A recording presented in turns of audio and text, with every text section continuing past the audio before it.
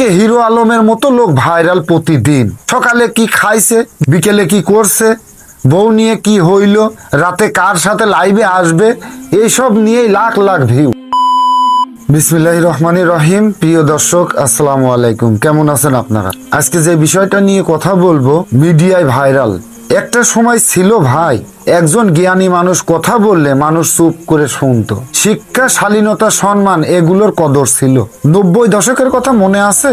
তখন হয়তো অভাব ছিল, কিন্তু সম্মান ছিল। বড়দের সামনে কেউ উচ্চস্বরে কথা বলতো না। প্রশাসনের গাড়ি দেখলে রাস্তা ফাঁকা হয়ে যেত।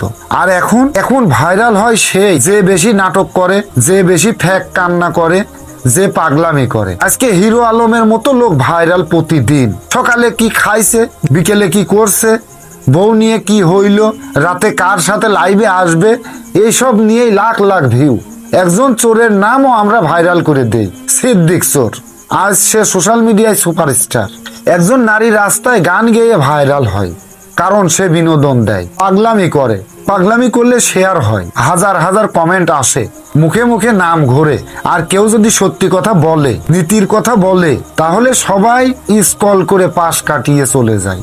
আপনি যদি বলেন ভালো থাকুন, সুস্থ থাকুন, জীবন বদলান, তাহলে কমেন্ট আসে, ভাই এসব বলেন না, মুড খারাপ হইল। কিন্তু আপনি যদি বলেন আজ বউ পালাইছে, আমি শেষ, আমায় ক্ষমা করে দাও, এই ভিডিওতে লাখ লাখ ভিউ, 50,000 শেয়ার হয়। ভালো কথা কেউ শুনতে চায় না।